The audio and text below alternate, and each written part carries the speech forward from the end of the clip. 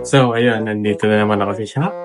Kagagaling lang namin sa bakasyon, pero gagawa na naman tayo ng kalokohan. Ipaprank natin yung stock natin ng Toxic Bomb Super. Amayin ko.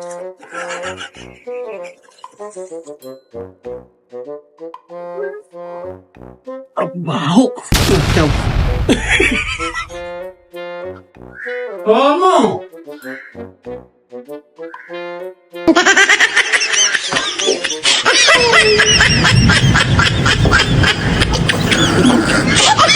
Lagot no?